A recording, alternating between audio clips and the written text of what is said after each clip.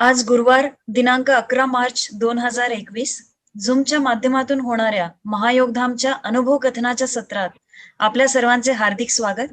सद्गुरू sir, भाभीजी यांच्या चरणी आत्मवंदन, अनिताताई यांच्याही चरणी आत्मवंदन. अनिताताईंना विनंती करते पुढील सत्रास सुरुवात करावी. नमस्कार. आज शीतलनी सांगितलंच गुरुवार 11 मार्च 2021, पण आजचा तिथीने विशेष दिवस असा आहे की आज महाशिवरात्री आहे. महाशिवरात्रीच्या या पुण्य पावन दिवशी आजच्या झूम मीटिंग मध्ये सहभागी झालेल्या सर्वांचं स्वागत. सर्वांना आत्मवंदन, नमस्कार. सरांना आत्मवंदन, भाभीजींना आत्मवंदन. आजच्या दिवसाचा विशेष जसं मी आता म्हटलं की महाशिवरात्री हा आजचा दिवस आहे. आपला जो योग मार्ग आहे, महायोगाचा मार्ग आहे, ह्या महायोगाचे पीठाधीश म्हणजे भगवान शंभू, भगवान शंकर आहे. आजच्याच दिवशी असं म्हणतात की सृष्टीची उत्पत्ती किंवा सृष्टीचा आरंभ जो झाला होता तो आजच्याच दिवशी झाला होता. दुसरा योग असं सांगतात की भगवान शंभूंचा माता पार्वतीशी विवाह जो झाला होता तोही आजच्या दिवशी झाला होता. आणि तिसरा योग असं सांगतात की समुद्र मंथनामधून जे हलाहल नावाचं विष निघालं आणि जे भगवान शंभूंनी प्राशन केलं, ज्याच्यामुळे त्यांचा कंठ निळा झाला आणि निळकंठ हे नाव पडलं, आपल्याला सगळ्यांना माहितीये. तीही घटना आजच्या दिवशी घडलेली आहे.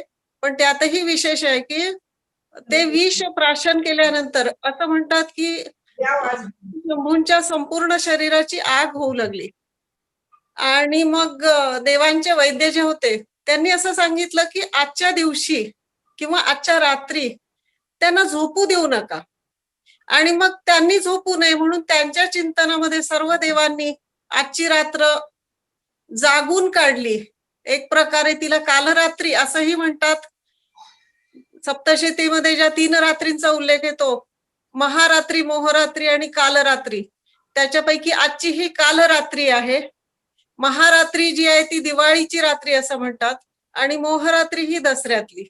ह्या तिन्ही रात्रींचं वैशिष्ट्य असं आहे की साधकांनी या दिवशी रात्री साधना केलेली जास्त ती तपश्चर्या होते किंवा ती साधना करावी, ती लाभते असं सांगितलं जातं. म्हणून आजच्या दिवसाचं विशेष महत्व आपल्या सर्व साधकांसाठी आहे. आज आपण आपल्या ग्रुपवरती रात्रीची साधना करावी अशी सूचनाही दिलेली आहे. आणि आजच्या दिवशी आपला गुरुवारच्या आजच्या दिवशी हा योग जुळून आलेला आहे आणि आपण तो झूमच्या माध्यमातून एकमेकांना भेटतोय, आपल्या सरांनाही भेटतोय. 9व्या अध्यायामध्ये मौलीनी एक ओवी सांगितलेली आहे. 9व्या अध्यायामध्ये सुरुवातीच्या जवळपास नव्हे, प्रत्येकच अध्यायात सुरुवातीच्या काही ओव्या ह्या माऊलींनी गुरूंच्यासाठी टाकलेल्या आहेत किंवा गुरूंची स्तुती, गुरूंना वंदन, गुरूंनी जे सामर्थ्य दिलं त्याच्याविषयीचा भाव व्यक्त करण्यासाठी माऊलींनी अनेक ओव्या टाकलेल्या आहेत. 9व्या अध्यायात जवळपास 31 ओव्यांपर्यंत माऊलींनी गुरुवंदना केलेली आहे. आणि त्यात एका ओवीमध्ये ते असं म्हणतात गुरुंना, निवृत्तीनाथांना, प्रभू तुम्ही महेशाची या मूर्ती, मी दुबळा अर्चित असे भक्ती, म्हणून बोल बेल जरी गंगावती तरी स्वीकाराल जी. ओबी पुन्हा घेते, प्रभू तुम्ही महेशाची या मूर्ती, मी दुबळा अर्चित असे भक्ती, म्हणून बोल बेल जरी गंगावती तरी स्वीकाराल जी. स्वतःच्या गुरूंना माऊली विनंती करतायत की तुम्ही महेशाचंच रूप माझ्या समोर आहात. आपल्या साधकांची हीच भावना आहे, मी दुबळा तुमची भक्ती करतोय म्हणून माझे बोल हेच बेल समजून तुम्ही स्वीकारा. आणि माझी हे आपल्या सरांना हीच विनंती आहे, आपल्या सगळ्यांचे बोल हेच बेल म्हणून त्यांनी स्वीकारावे. आणि आपण जशी घडेल प्रत्येक साधकांनी ह्या मार्गावरती पुढे चालण्यासाठी उद्युक्त व्हावं, जिथे आहेत तिथून पुढे पावलं टाकावी, अशी आजच्या या महाशिवरात्रीच्या दिवशी मी माऊलींच्या चरणी प्रार्थना करते. आणि आजचं सत्र पुन्हा आपण पुढे सुरू करूयात. सुरुवातीला नांदेडवरून अनुभव कथन करणारे मंजू पिंपळगावकर, आणि तिचं आधीचं माहेरचं आडनाव आहे बोरीकर, मंजू बोरीकर पिंपळगावकर. तिचं शिक्षण झालंय BA BEd, याशिवाय संगीत विशारदही तिने केलेले. मंजू अगदी लहानपणापासूनची साधक आहे. 28 जुलै 1999 तिला साधना मिळालेली आहे गुरुपौर्णिमेच्या दिवशी. तिचा संपूर्ण परिवार माहेरचा, ज्या मुरलीधर बोरीकर काकांनी अनुभव कथन केलं होतं ते तिचे वडील आहेत, तिचा सासरचा आणि माहेरचा असे दोन्ही परिवार आपले साधक आहेत. आणि मंजूला मी तर अगदी लहानपणापासून पाहिलेलं आहे. बोरीकर कुटुंबाकडे जेव्हा नवरात्रामध्ये आमचा मुक्काम असे त्यावेळी खूप जवळून सहवास मंजूचा मिळालेला आहे. एक अतिशय चांगली साधक आहे ती, उत्तम साधक आहे. काही काळ लग्नानंतर थोडासा एक प्रकारे दूर जाणं हे प्रत्येक मुलींच्या बाबतीत घडतं, तसं तिच्याही बाबतीत घडलेलं आहे. पण आता मला सांगायला सगळ्यांना आनंद वाटतो आणि मनापासून हा आनंद होतो की काही काळ जरी लोटला तरी पुन्हा साधनारत व्हावं अशी तिची इच्छा आहे मनापासूनची. त्या दृष्टीने ती प्रयत्नशील आहे. दुसरं तिचं वैशिष्ट्य तिच्या ह्याच्यातलं, तिला जे आवडी आहेत, तिला रांगोळ्या काढायला खूप आवडतं, घर नीटनेटकं ठेवणं, टापटीप हे सगळं तिच्या अंगामध्येच आहे. आणि आणखी एक प्रसंग तिच्या बाबतीत सांगावासा वाटतो मला. काही वर्षांपूर्वी ज्यावेळी शेखरदादांनी आम्हाला काही मार्गदर्शकांना जेव्हा मार्गदर्शन केलं होतं, त्यावेळी शेखरदादा जे बोलले होते, आम्ही 6 जण होतो त्यांच्या समोर. शेखरदादा जे बोलले होते त्यातला शब्द आणि शब्द मंजूनी पुन्हा लिहून काढला होता आणि तसाच्या तसा पुन्हा सरांच्या पुढे प्रस्तुत केला होता. अशी ही मंजू बोरीकर, एक उत्तम साधक. आज तर शीतल आता तिला लाईन वरती घे. गुरुर्ब्रह्मा गुरुर्विष्णू गुरुर्देवो महेश्वरा गुरु साक्षात् परब्रह्मा तस्मै श्री गुरुवे नमः. सुरुवातीला आपल्या गुरु परंपरेस आत्मवंदन. सद्गुरु सर, भाभीजी, अनिताताई आणि सर्व साधक परिवारास माझे आत्मवंदन. आज महाशिवरात्रीच्या निमित्ताने मला इथे बोलायला भेटते, म्हणून महाशिवरात्रीच्याही सर्व साधकांना माझ्याकडून शुभेच्छा आणि आत्मवंदन. अनिताताईने माझा परिचय तर करून दिलाय, पण परिचय हा साधकाचा कसा असावा, त्या पात्रतेची मी आहे की नाही हे अजूनही मी स्वतःचा अभ्यास करते. कारण सुरुवातीच्या काळामध्ये जेव्हा मी साधना घेतली होती, म्हणजे मिळाली होती, माऊलींनी मला या दालनात आणलं होतं, पण त्या पात्रतेत ती जी पात्रता होती ती आज तागयात टिकून कितपत आहे ह्याचा अभ्यास मला आज पुन्हा करावा लागणार आहे. मला त्याच्यात खेद नाहीये, पण अजूनही मला त्याची खूप ओढ आहे आणि म्हणूनच मी आज तयार, म्हणजे मी खरं तर आज बोलण्यासाठी सुद्धा माझ्यात तेवढा विश्वास नव्हता, पण पुन्हा एकदा माऊलीच्या आशीर्वादाने आज बोलायचा प्रयत्न करते. मी मंजू अनिरुद्ध पिंपळगावकर आणि मी नांदेडला असते. सध्या हाऊस वाईफच आहे. सुरुवातीला बरंच क्षेत्रात कामही केलेलं आहे. सुरुवातीला मी या साधनेच्या ह्याच्यात कशी आले आणि माऊलींनी मला इथे कसं आणलं हे मला सांगायचे. अनुभव सांगायचे म्हणजे फक्त साधनेतील अनुभव सांगायचे का, माझ्या व्यक्तिमत्वात काय बदल होत गेला आणि मी या साधनेच्या या योगधामामध्ये, या महायोगधामामध्ये मी कशी आले आणि माझ्यामध्ये स्वतःमध्ये काय बदल झाले हे मला इथे सांगायला जास्त आवडेल. कारण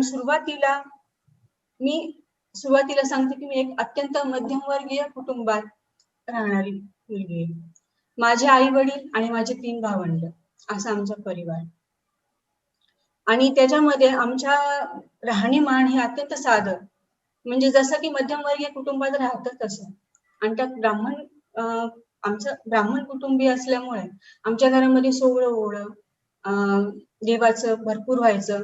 आणि या सगळ्यांमध्ये मी फक्त, मला असं वाटायचं की देवाला फक्त पूजा केली किंवा फक्त हात जोडले तर बस, त्याच्या तेवढ्या पूजेपुरतं फक्त हात जोडायचे, नंतर मग आपण मस्त मोकळे हे काय करायला, फिरायला वगैरे, असं देवाच्या जवळ बसावं.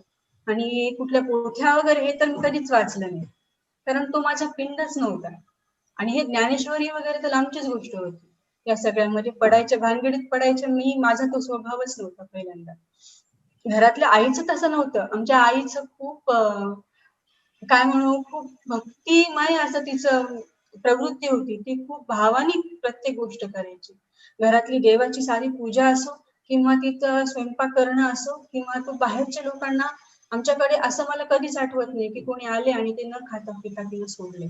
अगदी रस्त्यावरच कोणी जरी त्यांना मागायला आलं तर ती त्यांना कधीच खाऊ घातल्याशिवाय जाऊ दिली नाही. आणि ह्या सगळ्यांचा प्रभाव नकळत माझ्यावरही होत होता. पण मला असं वाटत होतं की देव फक्त मूर्तीमध्ये पाहायचा असतो का, हा प्रश्न पहिल्यांदा मला असायचा.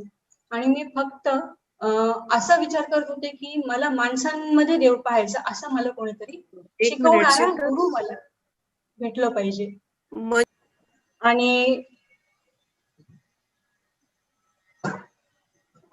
या घरातल्या वातावरणामध्ये असं होतं की माझे बाबा आणि माझी आई हे स्वतः म्हणजे खूपच अगदी धार्मिक स्वरूप स्वभावाचे हे सगळे दोघही जण होते. आणि घरामध्ये सत्य अत्यंत सात्विक वातावरण असायचं. म्हणजे बाबांचं थोडी ड्युटी सरकारी असल्यामुळे त्यांच्या सतत बदल्या वगैरे असायच्या.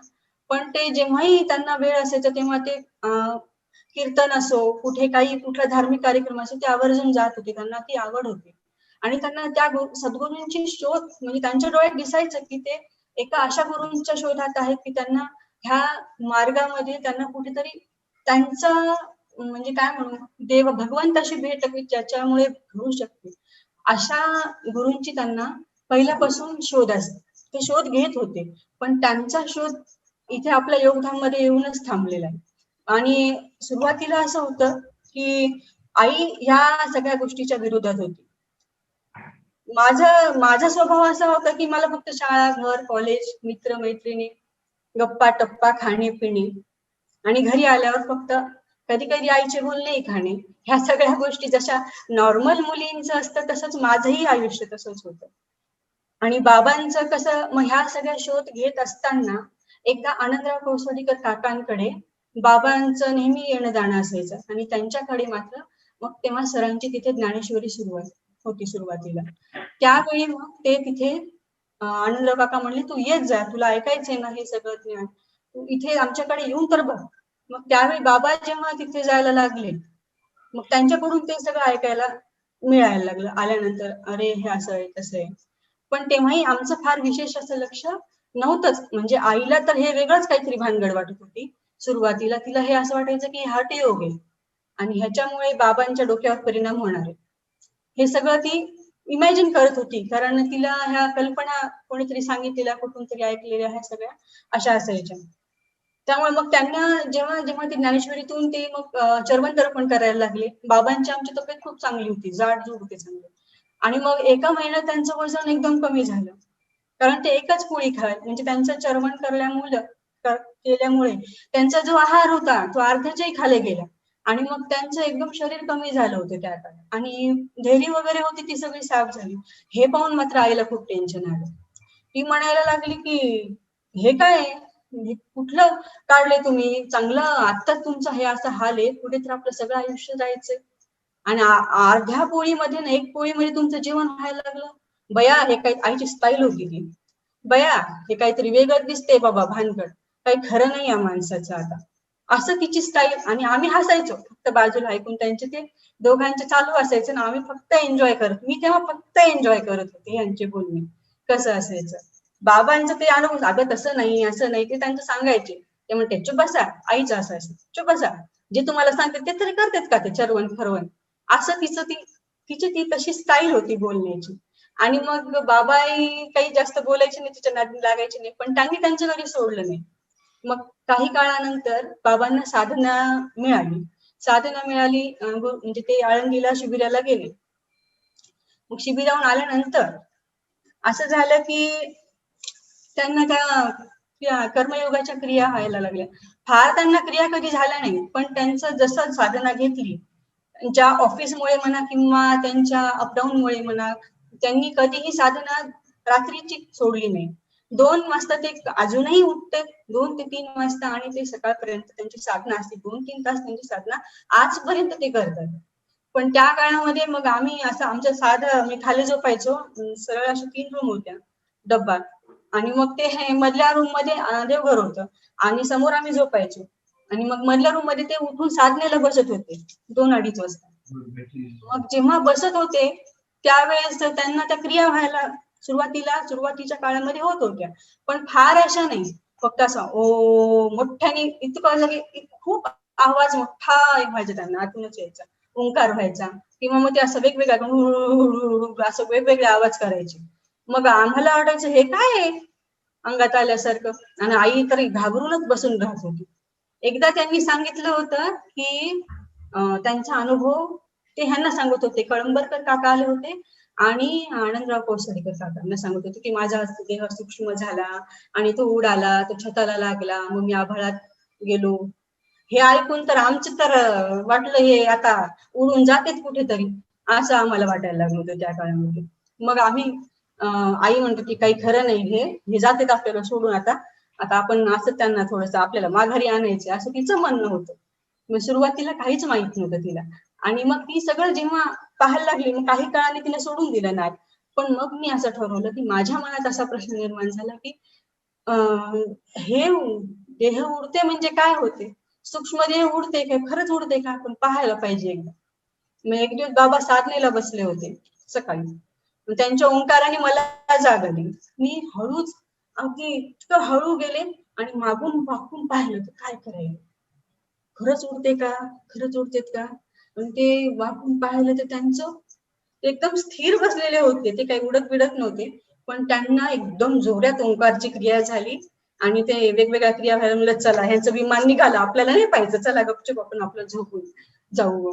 पण त्यावेळी मी थोडीशी घाबरले, पण नंतर मात्र माझ्या लक्षात आलं की हे हठयोग नाही. मग बाबांनी मला खोलून सांगितलं की हे असं काही नसतं, अशा अशा क्रिया होत असतात, आणि ह्या कुंडलिनी जागरणानंतरची ही सगळी म्हणजे हे काय म्हणू आपण, हे सगळे कुंडलिनी जागरणानंतरचे अनुभव आहेत, आणि हे हळूहळू आपल्या शरीर शुद्धीसाठी होत असतं. मग मग त्यांनी मला ज्ञानेश्वरीतले काही उदाहरणं सांगितले, आम्हाला समजून सांगितलं आईला मला. मग आईला सुद्धा सांगितलं की तू येऊन बघ इथे काय होतं. मग आई जायला लागली ज्ञानेश्वरीला. मग तर सगळ्यात मोठं आश्चर्य झालं, आईला पटायला लागलं सगळं. आणि आई सगळा अभ्यास करत असताना मग आईचाही लक्षात यायला. खरं तर आईचं असं होतं की साधना मिळायच्या आधी ती स्वाध्यायाच्या परिवाराशी जास्त संबंधित होती.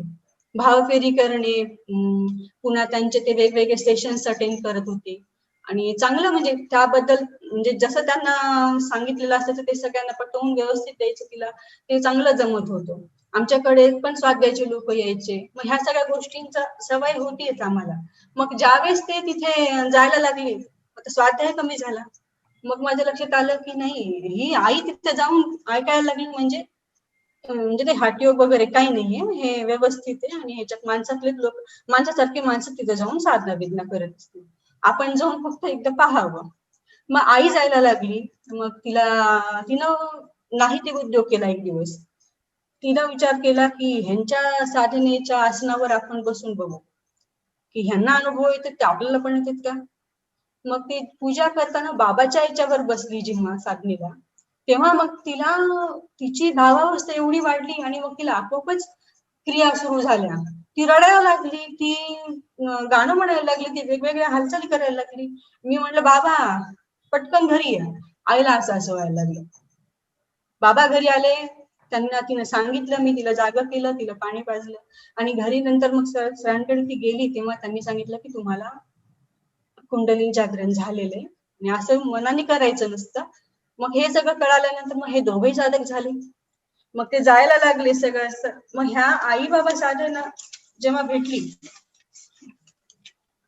आई सुद्धा चर्वण वगैरे करायला लागली, त्यांनाही तिला चांगले अनुभव यायला लागले, आणि मग ते दोघंही आम्हाला सांगत होते की आम्हाला आज हे दिसलं, असं होतं तसं होतं.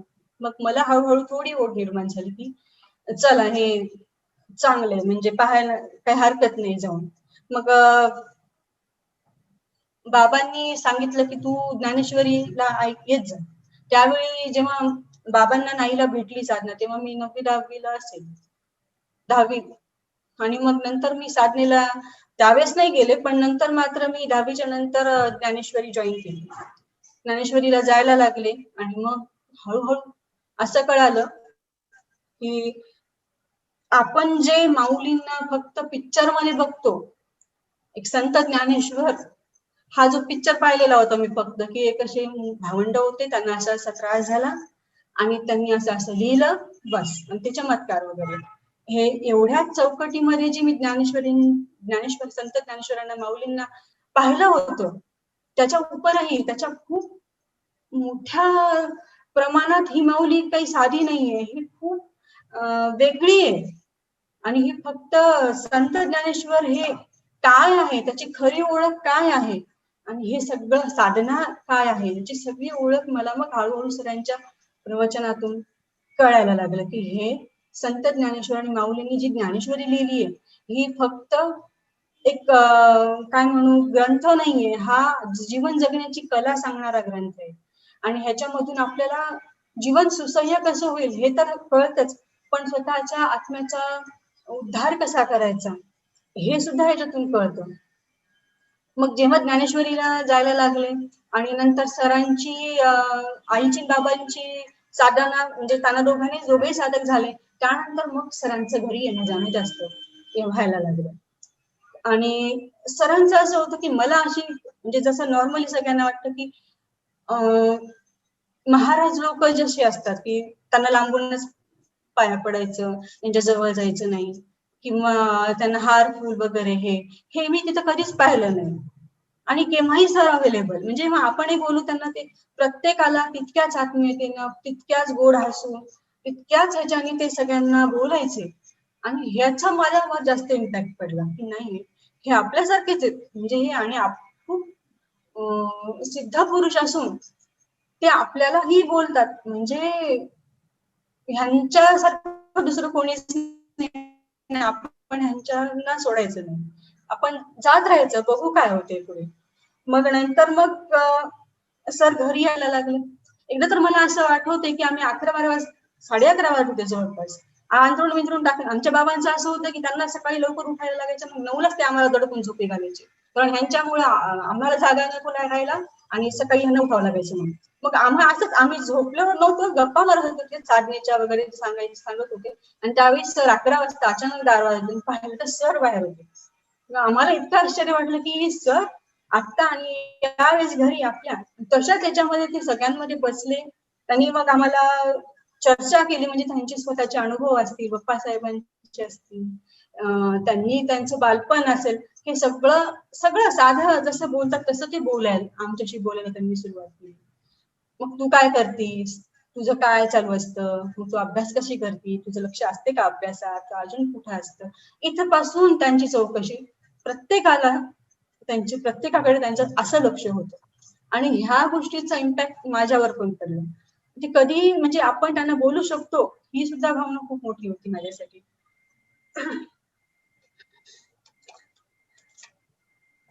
मग सर आपले वाटू लागले आणि मग पुढे मी ज्ञानेश्वरीला जेव्हा जायला लागले होते, मग कंटाळवाणी जे वाटत होती मला, जर प्रवचन वगैरे हे खूप कंटाळवाणी वाटायचं आहे, कारण तेच काय म्हणजे कोणाचं असं वेगळं कधी येतच नव्हतं ना, त्याच कहाण्या त्याच सगळं ऐकायचं. आणि इथं मात्र आल्यानंतर मला एकदम वेगळं ऐकायला भेटायला लागलं, ते एकदम साध्या शब्दात सोप्या ह्याच्यात सांगायला लागले समजून प्रत्येक गोष्ट. माऊलींच्या रसाळ शब्दांचा खऱ्या अर्थाने आस्वाद घ्यायला मला सरांच्या ज्ञानेश्वरीमध्ये खरा रस काय आहे तो कळाला.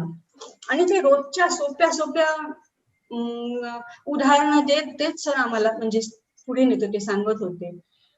आणि रोजच्या जीवनातले उदाहरण जसं की दैनंदिन कामं कसे करावे, आता ह्याच्यामध्ये दैनंदिन कामे करावेत कसे हे साधे कोणी सांगतं, पण ह्याच्यामध्ये काय प्रयोग दडलेले आहेत हे पण याच्यामधूनही आपल्याला न बसता साधनेला आपण 24 तास भगवंताच्या सहवासात कसं राहू शकतो हे सुद्धा त्याच्यातून आम्हाला कळायला लागलं. आणि जसं त्यांनी म्हणजे स्वच्छता टापटीप जसं त्यांनी सांगितलं, ती तर आमच्या आईने जास्त, ती खूपच अति स्वच्छ होती. त्याच्यात पुन्हा आता या इकडे आल्यानंतर सरांनी जसं की सर सांगायचे फरशी कशी पुसावी, आले फर अशी पुसते, जसं काही डिझाईन वाळल्यावर तयार होती म्हणे अशी पुसते. सरांची ऍक्टिंग म्हणजे सरांना काय येत नाही हा प्रश्न मला कधी कधी पडतो.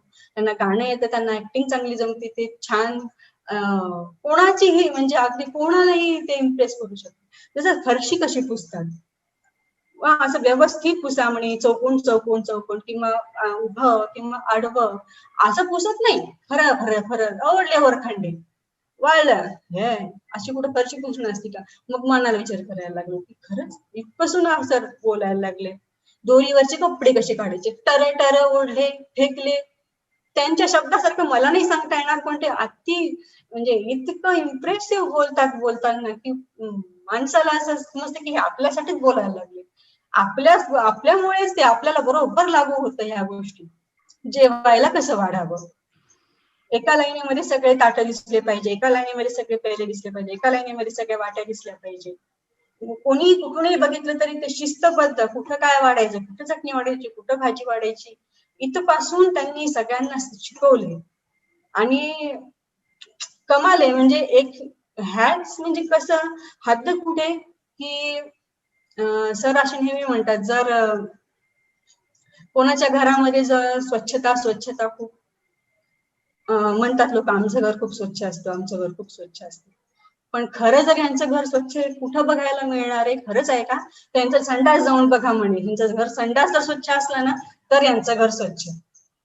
मग आधीच आमच्या आईचं असं होतं की ती व्यवस्थित स्वच्छता असायची, पण आमच्या जे एक असं मनामध्ये घुमायला लागलं की नाही सर येऊन बघतील बरं का, घासा स्वच्छ करा सगळं संडास. म्हणजे इथपर्यंत आमच्या शरीरामध्ये आमच्यामध्ये हा बदल होत गेला की नाही नाही हे स्वच्छ ठेवलं पाहिजे, हे सरांना आवडणार नाही.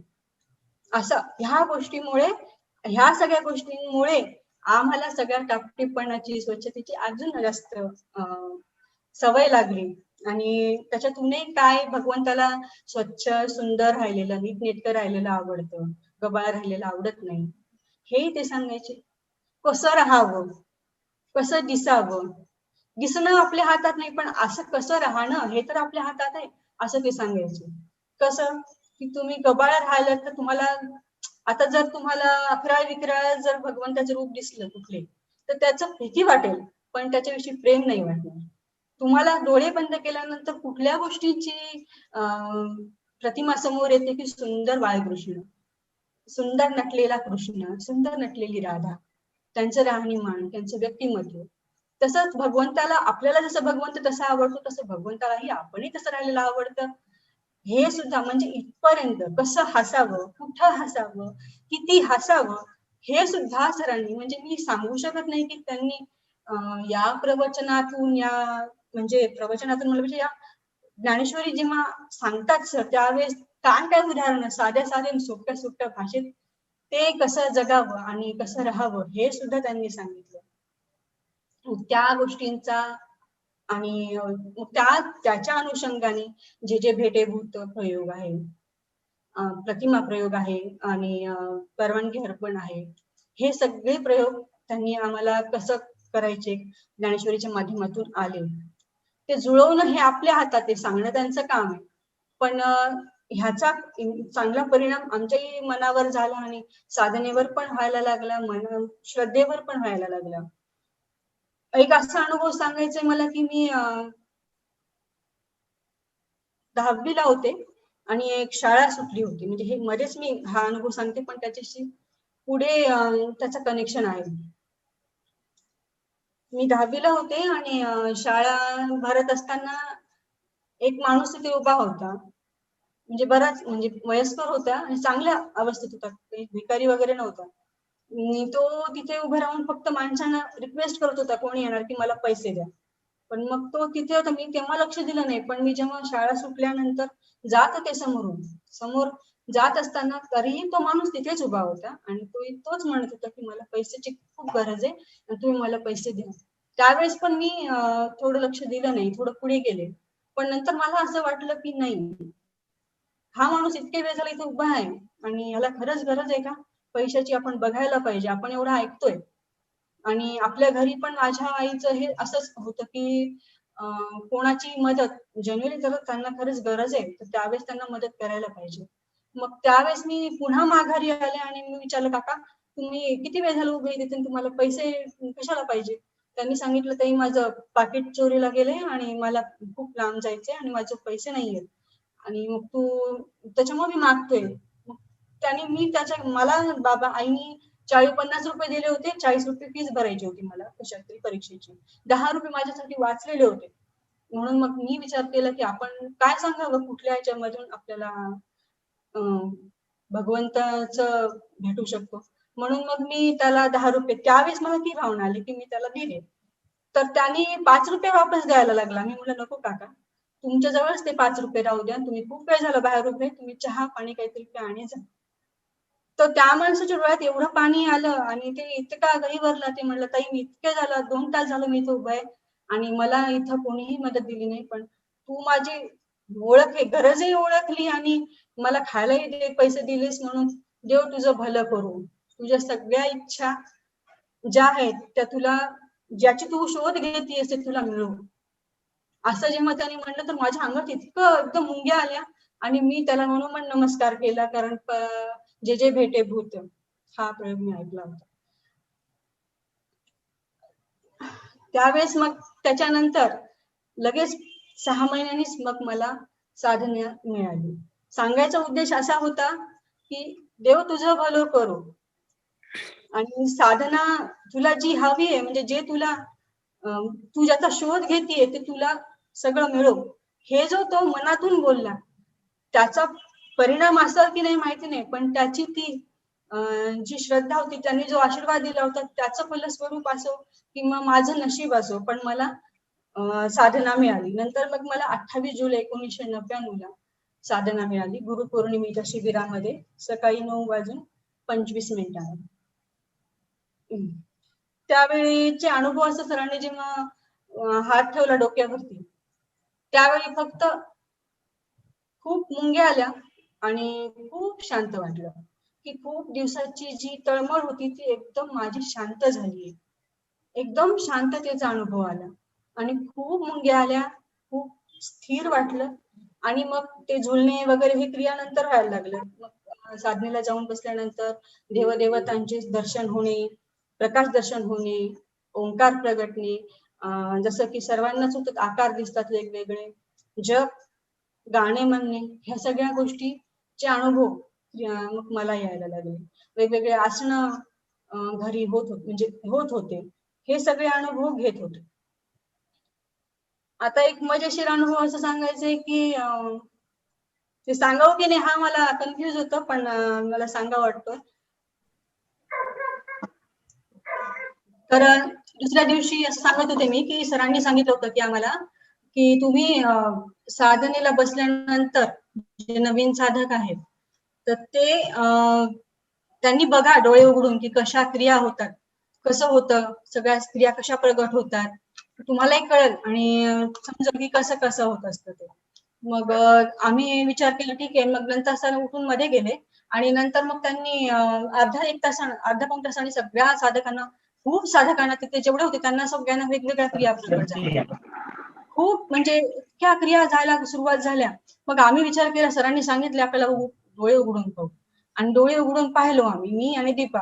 आम्ही डोळे उघडून पाहिलो आणि मग कांचनताईचं होतं. कांचनताईचं तिच्या त्या भावस्थितीत होती ती आणि तिचं ते अंबा जगदंबाचं ते ती गाणं म्हणायला लागली. म्हणजे ती तिची ती कन्नड भाषामध्ये मध्ये येत होती, पण तिचं ती माझी अंबा ग रेणुका बाई बाई माझी मग शिंब्या ग शंकर्या असं काही बोलून ती नाचायला लागली आणि छान छान काहीतरी वेगवेगळ्या हावभाव करायला लागली. त्याच्यानंतर मग कोठेकर काकाही होते मागे, ती समोर होती, मागे कोठेकर काकांचं मांत्रिकाचे मंत्र सुरू झाले होते की ओम भगिनी भागवतरी ओम भट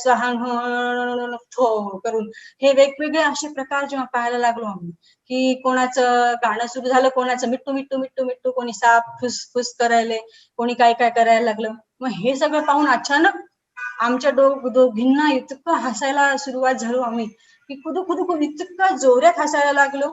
मग ती म्हणाली शांत बस, मी म्हणाले शांत बस. तर मी डोळे बंद केले, कान बंद केले, दडून बसलो आम्ही दोघी जणी की आता आपल्याला हसायचं नाही आणि हे काही बरोबर नाही. पण जितकं आम्ही दाबत होतो तितक्याच फाळून आम्हाला इतक्या जोरजोरात हसायला लागलो आम्ही की मग मी म्हणलं तेवढ्याही परिस्थितीमध्ये मी आणि संगीताला, म्हणजे तिला संगीता म्हणते की संगीता आपलं काही खरं नाही, नंतर आपलं बिनपाण्याची चक्की होणार आहे, हे आपण बरोबर करायला झालो तिथे. पण ती म्हणजे आपलं कंट्रोलच होईना झालं. ते इतकं हसायला सुरुवात झाली आमची की बिलकुल थांबायला तयार नाही. मग आजूबाजूला आमचं जे हसणं पाहून मग कांचनताईचं सुरू असताना ती पण कुदू कुदू हसायली. मग ते कोठेकर काकाही मग मागून मोठ्याने हा हा हा हा हा करून हसायले. मग नंतर मग सगळ्या आमच्या आजूबाजूचे, माझी आई तर मला अक्षरशः चिमटे काढू लागली, मला शांत बस चुप असं करू लागली. पण ते आम्हाला कुठे कंट्रोल व्हायला लागलं, ती क्रियाच आमच्यामध्ये इतकी जोरात स्टार्ट झाली होती की आम्हाला ती कंट्रोलच करता येत नव्हती.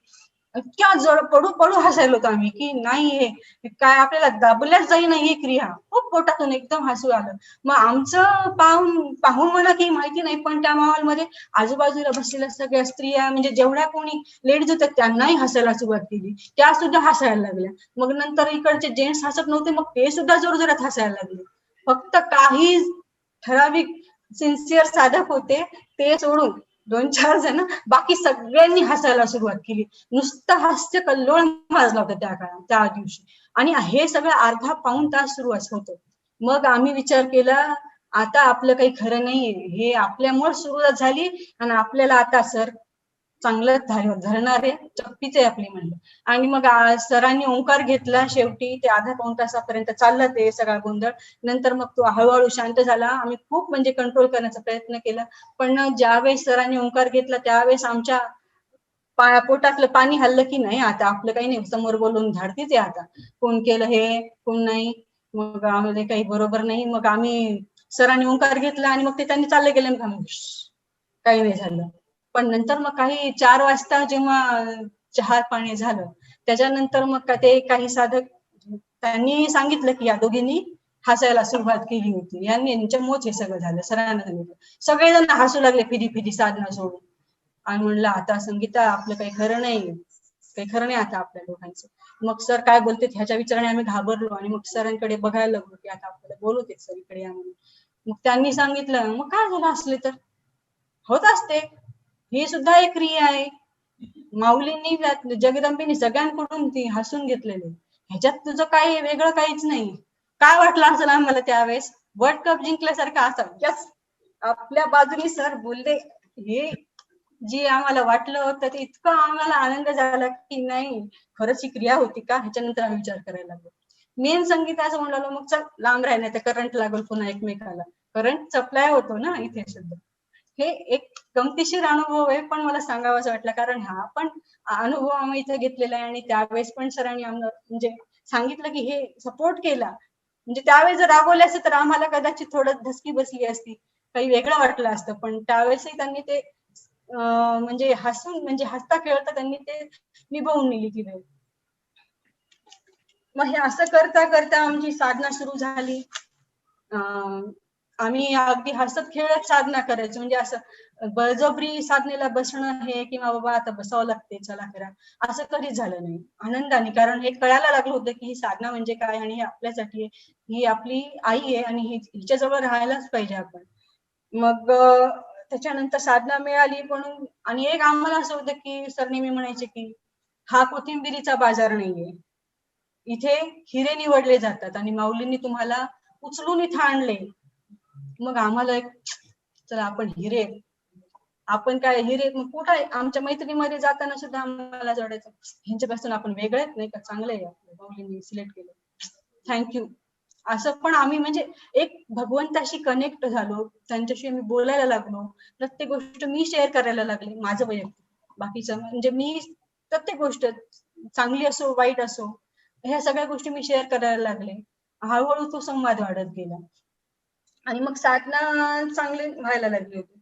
आळंदीला आम्हाला असं कधी कुठं बाहेर गावी फिरायला जाणं माहिती नाही, कुठं ट्रॅव्हलिंग माहिती नाही, कारण एवढं जमायचं नाही. पण आळंदीच्या शिबिराला मात्र जेव्हा जायचं तेव्हा आम्हाला एक वेगळी आजोळी आल्यासारखं वाटायचं. स्वतःच छान आपण कुठेतरी चांगल्या ठिकाणी मज्जा करायला आलो असंही वाटायचं. आणि माऊलींच्या सानिध्यात आल्यानंतर काय फरक पडतो आणि किती छान साधना होते. इथले अनुभव लोकांचे जेव्हा सगळ्यांचे ऐकायचो आम्ही तेव्हा वाटायचं खरंच असं होऊ शकतं का. पण मग हे आपल्याला सोबतही असं व्हायला पाहिजे, आपणही थोडं पुढे पडायला पाहिजे. आपल्याला इथं आणून ठेवलंय ना म्हणतात माऊलींनी, तर आपणही इथे काही करावं अशी जेव्हा इच्छा निर्माण झाली तेव्हा मग आपोआपच श्रद्धा वाढायला लागली, मग प्रेम वाढायला लागलं. पण तरीही जसे रिझल्ट पाहिजे होते तसे अजूनही भेटत नव्हते. मग सरांकडून म्हणजे काही काळ मग सूर्यप्रस्थान, योगिक वॉक हेही भेटलं. एक स्पर्श प्रयोग म्हणून मग सरांनी पुढच्या काही मार्गदर्शकाचं जेव्हा सिलेक्शन झालं म्हणजे केलं होतं मला नियुक्त, त्यावेळेसही तो प्रयोग सांगितला होता स्पर्श प्रयोगाचा.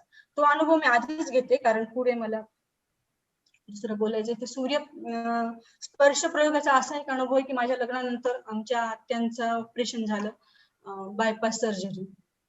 आणि जेव्हा ऑपरेशन झालं होतं तर त्यावेळेस म्हणजे माझी त्यावेळेची अवस्था चांगल्या म्हणजे बऱ्यापैकी झाली होती. चांगली साधना व्हायची, खूप छान अनुभव यायचे. आणि मग मी सरांना फोन केला, ताईला फोन केला, सुजाता ताईला. आणि तिचं बायपास थोडंसं क्रिटिकल होतं आणि तिला 78-72 तास खूप क्रिटिकल सांगितले होते आणि ती शुद्धीवर येईलच का नाही लवकर हे आम्हाला वाटत होतं, म्हणजे सांगितलं होतं की थोडं रिस्क आहे. आणि मग सांगितल्यानंतर मग मी तिथे साधनेला त्यावेळेस थोडंसं वाटलं की नाही ठीक आहे, माऊली आहेत आपल्यासोबत आणि ती पण स्वतः साधक आहे, त्यामुळे तसं टेन्शन वाटलं नाही. मग बाहेर आल्यानंतर आम्ही साधनेला मी वर्षाताई बसलो आणि स्पर्श प्रयोगाचा आपोआप एक असा अनुभव आला की माझ्यातून एक सूक्ष्म देह निघाला आणि तो आयसीयू सेक्शन मध्ये गेला. तिथे माझ्या हातात इतके वेव्हज निघत होते आणि इतकी ती योगाग्नी, इतका तो प्रचंड होता, इतक्या धारणा होत्या आणि त्याचा स्पर्श त्या शरीराने तिच्या पूर्ण शरीराला खूप वेळेस केला, सगळीकडून मागून पुढून. आणि मग मला ते तो मुंग्या यायला लागल्या, हाताला जड व्हायला लागलं, खूप त्रास होत होता. पण तो प्रयोग जेव्हा करत होते त्यावेळेस खूप आनंदही होत होता. आणि हा प्रयोग झाल्यानंतर मग काही काळाने तो मी वापस आले म्हणजे त्या अनुभवातून आणि पुन्हा मला जाग आली. मग त्यानंतर तिला जे 78 तासांनी सांगितलं होतं तर त्यावेळेस तिला 12 तासांनीच तिला शुद्ध आली आणि ती एकदम ओके होती. ती चांगला रिस्पॉन्स देत होती. हा स्पर्श प्रयोगाचा म्हणजे खूप मोठा अनुभव आहे त्यावेळेस. त्यावेळेसची परिस्थिती खूप क्रिटिकल असतानाही त्याच्यातूनही त्या शक्तीने माझ्याकडून तो अनुभव करून घेतला आणि तिचं व्यवस्थित झालं. हा एक अनुभव आहे.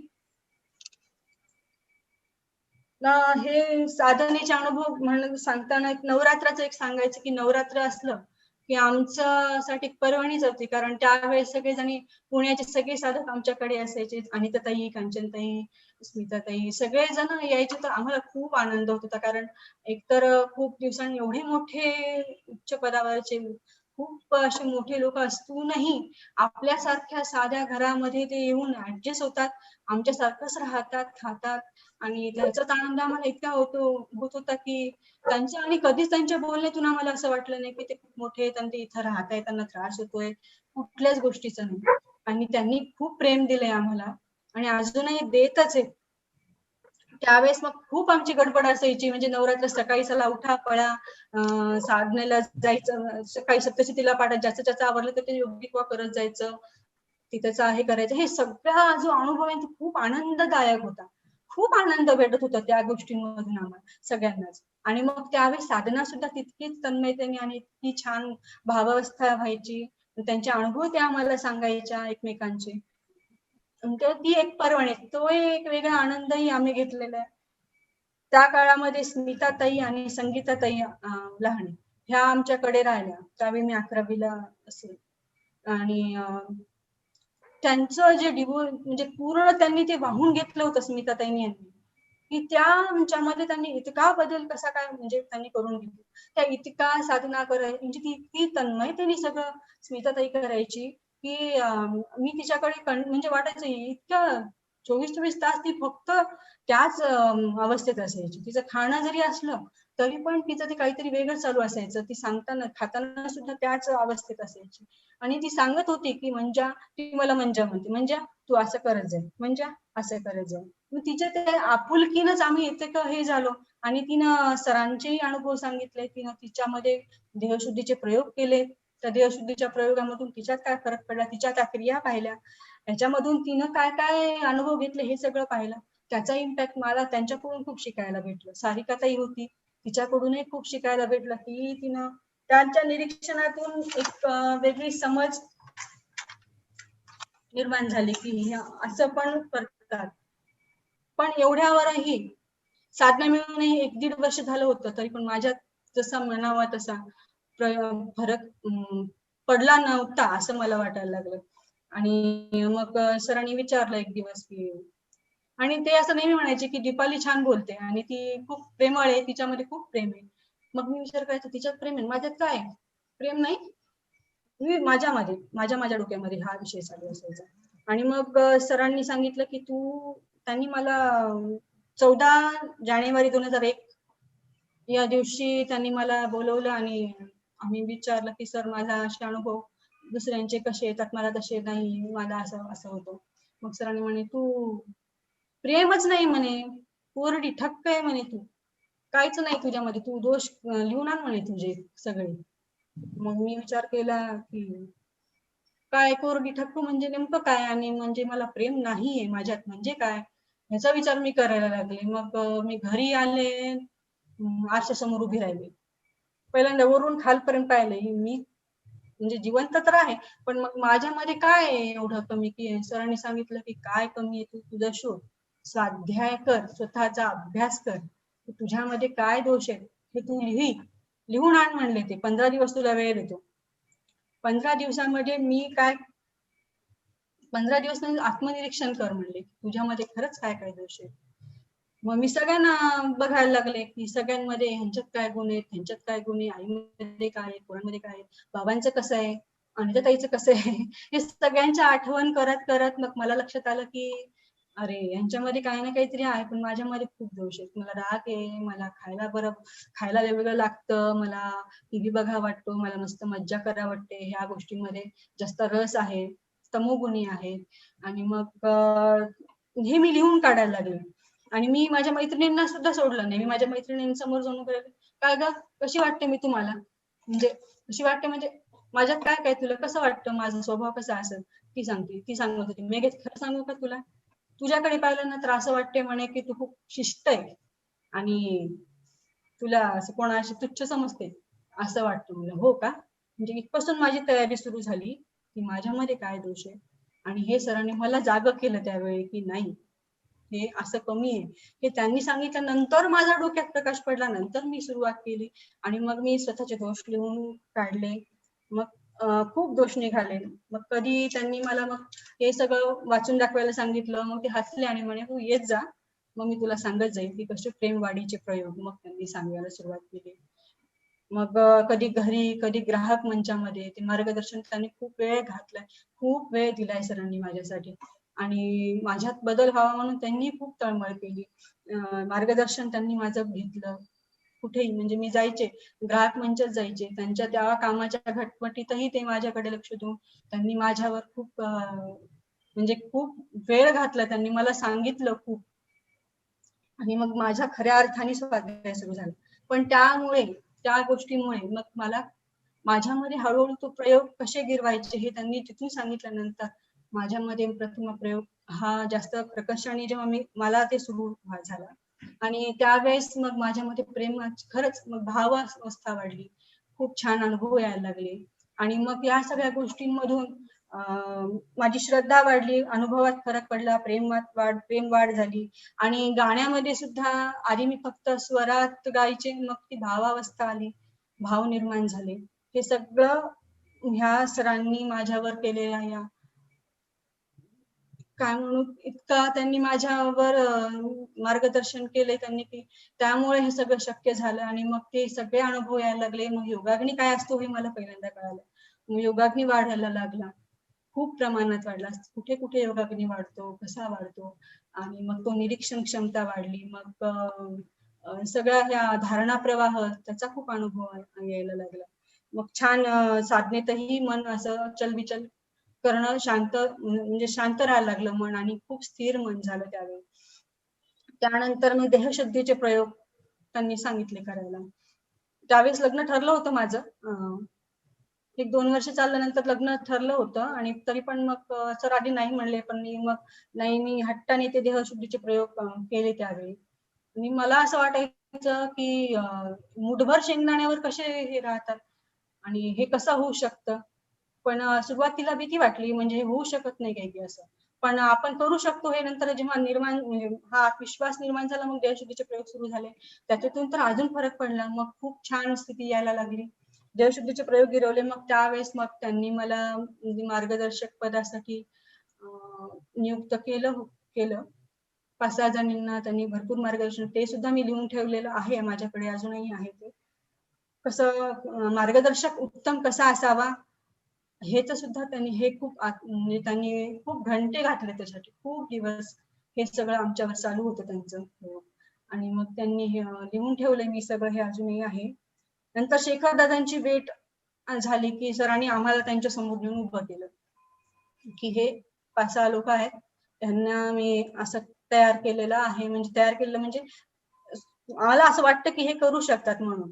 आणि मग त्यांनी तिथं बसवलं. त्यांची पहिल्यांदा जेव्हा भेट झाली तेव्हा इतकं तेजवंत व्यक्तिमत्व मी पहिल्यांदाच पाहिलं. म्हणजे त्यांच्याकडे बघूनच इतका आनंद झाला. आणि मग त्यांनी जे मार्गदर्शन केलं ते मार्गदर्शन मी लिहून, म्हणजे नंतर मला ते इतकं मनावर बिंबलं होतं की ते मी लिहून काढलं ते. मग त्याच्यावर सरांनी जे विवेचन केलं होतं तेही लिहून काढलं आणि स्वतःचे सगळ्यांची मतही आहेत तेही लिहून काढलेले होते. त्यावेळेसची जी स्थिती होती ती खूप वेगळ्या स्थितीत होते. आज ती स्थिती नाहीये, सांगायला हरकत नाही, पण तरी पण मला ती ओढ आहे अजूनही.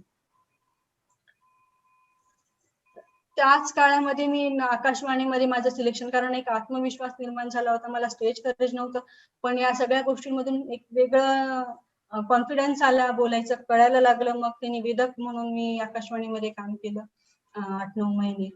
तिथेही वेगवेगळे अनुभव घेतले.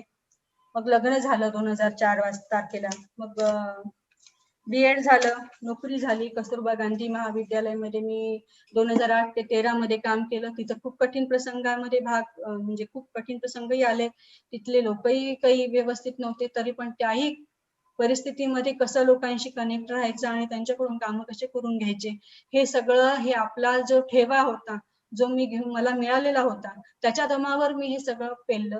आणि खूप छान अनुभव तिथेही मला आले. आणि मग नंतर विशारद झालं. मग सरांनी मग तिथून थोडंसं माझा कॉन्टॅक्ट कमी व्हायला लागला. एक तर नोकरी होती आणि धावपळ घरामध्ये काही थोडं प्रॉब्लेम होते, त्यामुळं किंवा माझ्या स्वतःच ते होत नव्हतं सारखं ज्ञानेश्वरीला, म्हणजे आळंदीला येणं या गोष्टी. आणि माझा पर्सनली प्रॉब्लेम होता काही की मुलाचा. मला एवढं म्हणजे लग्न होऊनही 10 वर्ष 12 वर्ष तरी मुल नव्हतं. मग त्याच्यामुळे त्याही गोष्टींमध्ये माझं थोडंसं लक्ष इकडे गेलं. आणि मग त्यावेळेस 2009 ते 10 मध्ये ज्ञानेश्वरी घे असं सरांनी तेव्हा सांगितलं. सेल्युला असताना एवढं होतं की मी 2008 पर्यंत सेल्युला होते. त्या काळामध्ये सरांनी सांगितल्यानंतर, नाही 2013 पर्यंत होते, सरांनी सांगितलं की तू ज्ञानेश्वरी घे. त्यावेळेस तिथं सगळे साधक मिळून आम्ही साधना करायचो, आमच्या घरचे सगळे साधक होते. आणि त्या निमित्ताने का होईना आम्ही एकत्र येत होतो. आणि मग साधना होती, नवरात्राचं हे सगळं चालायचं. त्यावेळेसही आमचं सप्तशती वगैरे घेणं हे सगळं होत होतं. पण 2009-10 तारखेला 9-10 या काळामध्ये सरांनी सांगितलं की तू ज्ञानेश्वरी घे. पहिल्यांदा तर मला वाटलं की ज्ञानेश्वरी घे म्हणजे म्हणणं सोपं आहे, ज्ञानेश्वरी घे म्हणजे आपल्याला काहीच बोलता येत नाही, एकतर आबळ गबळ बोललेलं तिथे जमत नाही. मग सरांनी सांगितलं तू घे, म्हणलोय ना तुला येईल बोलता.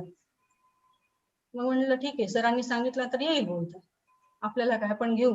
माऊलींच्या नाव घेतलं, सरांचा सगळा पॉइंट सीडीज ऐकून पॉइंट काढून मी सुरुवात केली. सुरुवातीला कमी होते साथ ऐकायला येणारे, नंतर वाढले. कधी कधी इतकं छान व्हायचं, 20, 22, 25 लोक असायचे. दुसऱ्या आपल्याला बोलायला यायला लागलं कडे, असं वाटलं की दुसऱ्याच वेळेस 5-6 लोक यायचे. मग विचार करायचं हे काहीच नाही, आपल्याला अजून ते आली नाही काय, आपलं ती शक्ती अशी की थोडं अभिमान वाटलं की खरकन खाली ओढून खालीच आणली जमिनीवरच झालं. हे अनुभव मी घेतले. पण ज्ञानेश्वरी सांगताना खूपच धो प्रवाह, असा धारणा प्रवाह यायचा. त्यावेळेस बरोबर सुरुवातीला धाकधूक वाटायची, पण ज्यावेळेस त्या ठिकाणी बसलो त्याच्यानंतर मग जे बोलायला सुरुवात व्हायची ती संपेपर्यंत तो धारणा प्रवाह असायचा, तो योगाग्नी असायचा. आणि मग ते शब्द सुचायचे. मला तर शब्द सुचतातच की नाही की असं वाटायचं बोलताना. साध्या पण सोप्या शब्दातच मांडायचे मी, पण मला जसं जमल तसं मी खूप छान म्हणजे प्रयत्न त्यावेळेस केला, त्याचा खूप फायदा झाला. पण या सगळ्यांमध्ये नंतर मग मला नोकरी सोडून इकडे यावं लागलं. 2013 साली मी नांदेडला आले आणि तिथून मग मला अजून जास्त ह्या मुलासाठी प्रयत्न करायचे होते, तर मग तिकडे माझी थोडीशी धावपळ झाली. आणि मग 2013ला मला झालं, पण त्या काळात खूप मोठा प्रसंग माझ्यावर ओढवला होता की IVF ची ट्रीटमेंट मी घेत होते आणि मला सक्सेस आला पहिल्याच ह्याच्यात. आणि मग त्यावेळेस 3 होते आणि आम्हाला खूप आनंद होता. सेलूला आम्ही आलो होतो कशासाठी, महालक्ष्मीसाठी. आणि त्यावेळेस मात्र मग आम्हाला ही काहीच कल्पना नसताना एक दिवस अचानक माझ्या पोटात दुखायला लागलं आणि तिथे सेलूच्या लोकांना काहीच कळालं नाही की काय होतंय, कशामुळे दुखतंय पोटामध्ये. आणि मग त्याच्यात 2 तास गेले आणि त्यावेळेस असं झालं होतं ऍक्च्युअली की माझी एक्टोपिक प्रेग्नन्सी झाली होती आणि ती फुटली होती आणि 2 लिटर रक्त माझ्या पोटात चाललं होतं. त्या ह्याच्यात मी म्हणजे मरणासन्न अवस्थेत असताना माऊलींनीच मला याच्यातून बाहेर काढलं, कारण सेलू ते परभणी हे अंतर 50 मिनिटांमध्ये त्या अँब्युलन्सनी कापलं, 1.5 तासाचं रन असताना. 50 मिनिटांमध्ये जेव्हा मी तिथं आम्हाला पोहोचवलं, त्यावेळेस त्या ड्रायव्हरने असं सांगितलं की ताई, नंतर कळालं की या ताईचं नशीब फार चांगलं आहे, कारण 10 किलोमीटर राहिलं असतानाच, परभणी 10 किलोमीटर राहिलं असताना स्टेअरिंगचं काहीतरी डॅमेज झालं होतं. त्याही परिस्थितीमध्ये त्या ड्रायव्हरने तेवढं 10 किलोमीटर पळवत आणलं आणि मला मध्ये कुठेही थांबायचं काम पडलं नाही. त्यामुळे माझा तिथे जीव वाचला.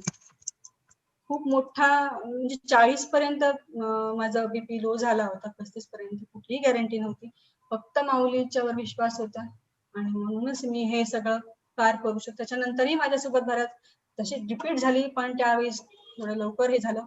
नंतरही अजून 2दा माझं ऑपरेशन झालं. 2017 साली मग मला मुलगी झाली. तसं तर मला ट्विन्स झाले, पण 8व्या दिवशी मुलगा गेला. त्या परिस्थितीतही मला सर असं म्हणले होते की हे शीड कधी तुटणार नाही, इतकं तयार झालं. पण त्या काळात मी डळमळले होते, खूप डळमळले, कारण एवढा प्रयत्न केल्यानंतरही असं का होतं. मग सगळ्यांचं, मग ताई, सुजाताताई सरांनी सांगितल्यानंतर लक्षात आलं की जे होतं ते चांगल्यासाठी होतं. ते थोडंसं मानसिकदृष्ट्या थोडंसं वीक होतं आणि माझी मुलगी सुद्धा 1600 ग्रॅमचीच होती. तिच्यामध्ये मग तिच्यामध्ये लक्ष देण्यामध्ये माझं थोडं दुर्लक्ष झालं. आज ती खूप शार्प आहे, खूप चांगली आहे, खूप म्हणजे तिला समजतं. ही माऊलींचीच देण आहे. हाही एक माझ्यासाठी अनुभव आहे आणि मी तिच्यामध्ये आज प्रतिमा प्रयोग मी तिच्यावर करते, कारण तो माझा कृष्ण आहे आणि तीच माझी राधा. तिच्यावर मी हे सगळं, मी साधनेला बसू शकत नाही, पण मला असं वाटतं की माझं हे प्रायोरिटी आहे सध्या. मी तिच्याकडे लक्ष देते आणि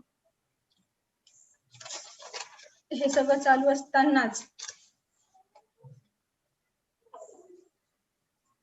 आता 6 महिन्यापूर्वी माझी आई अचानक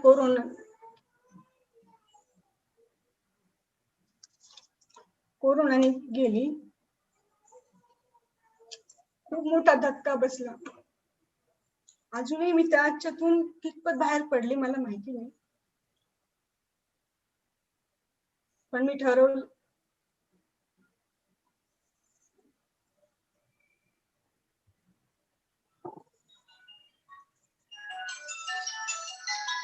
ज्या आईने मला कधी मागे पडू दिलं नाही, इतकी पॉझिटिव्ह व्यक्तिमत्व होतं की सगळ्या साधकांची ती मनोभावे सेवा करत होती. तिच्या वेळेसच असं का केलं म्हणून मी माऊलीला प्रश्न विचारला, का न धावून आलीस तू तिच्यासाठी, का नाही वाचू शकली तू तिला, तिनं काय केलं होतं इतक्या लवकर सोडून जायला. खूप खूप नाराज झाले त्यावेळेस, खूप डिस्टर्ब झाले. पण सरांचा जेव्हा फोन आला की एवढेच तिचे श्वास होते, ती जाणारच होती, निमित्त असतं, तिच्या स्पर्शाला, तिच्या सगळ्या गोष्टीला मी मुकले, ह्याचं जास्त. आणि मी तिची भेट घेऊ शकले नाही, तिचं अंतिम दर्शनही मला घेता आलं नाही. ह्या सगळ्या गोष्टींचा त्रास होतो, खूप त्रास होतो. बाबांसाठी त्यांनी खूप आयुष्यभर दोघांनी कष्टा खाल्ल्यात. त्यांचं खूप टेन्शन आलं होतं मला, बाबांचं आता कसं होईल, आम्ही तरी आमच्या ह्याच्यामध्ये असू.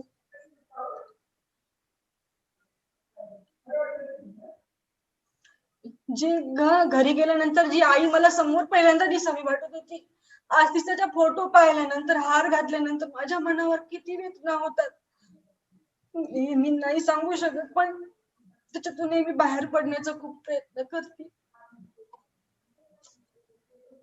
आणि ह्याच्यामध्ये असं एक आहे की जेव्हा मी असं कधीही मला 2 महिने तर मी इतकी ह्याच्यात होते की असं मला स्वतःला सावरू शकत नव्हते की का झालं, असं का झालं, माझ्या अशी का नेलं. मी कधीही रडायचे. एक दिवस मी खूप रडत होते आणि माझी मुलगी आहे 3 वर्षाची, ती डिस्टर्ब झाली होती आजी गेल्यामुळे. तर मग तिनं मला सतत रडताना पाहिलं आणि मग ती माझ्या जवळ आली, मला बसवलं खाली, माझे डोळे पुसले आणि माझ्या मिठी मारली मला जोरात आणि मला म्हणते, आई तू का रडते, तुझी आई गेली ना, आपली आजी गेली, अंबाबाईकडे गेली का. म्हणलं हो ग. तुला अंबाबाईकडे गेली ना, जाऊ दे ना, मी आहे ना तुला, मी तुझी आईच आहे, मी तुला तुझा सगळा लाड करीन, पण तू रडू नको, मी तुझ्या सोबत आहे. असं जेव्हा हे 3 वर्षाची मुलगी मला सांगते, त्यावेळेस वाटतं की नाही माऊली कोणाच्या निमित्ताने, लेकराच्या निमित्ताने मला सांगते की मी आहे ना, तू का हरडतेस, तुला असं रडायचं नाहीये, तुला खंबीर राहायचंय. हे सगळं जेव्हा तिच्या तोंडून मी ऐकलं त्यावेळेस मला खरंच खूप रडू आलं आणि मी माऊली म्हणलं, माऊली खरं आहे तुम्ही आहात, पण मला थोडा वेळ द्या असं तुम सावरायला.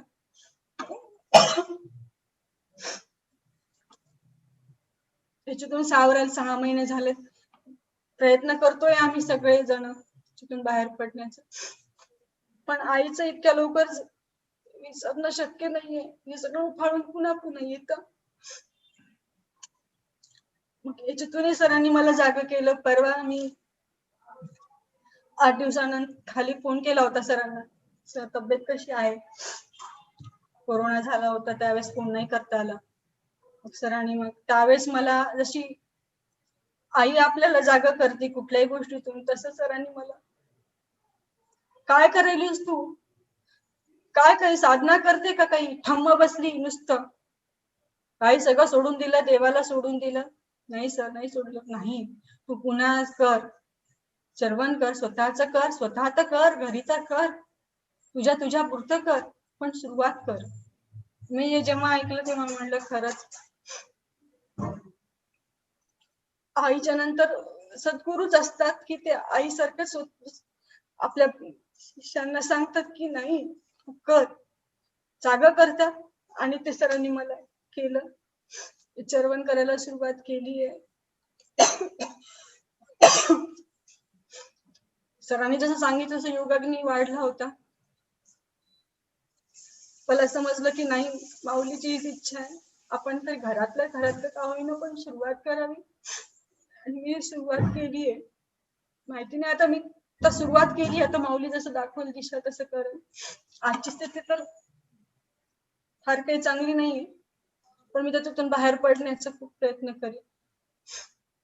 माझी साधना जुळवण्याचा प्रयत्न केलाय मी, सुरुवात केली आहे, चरवण करेल हाच संकल्प आहे. आजची स्थिती तर ठीक आहे, आता मी सुरुवात केली, इथून पुढे मार्गदर्शन जसं मिळेल तसं मी करेल.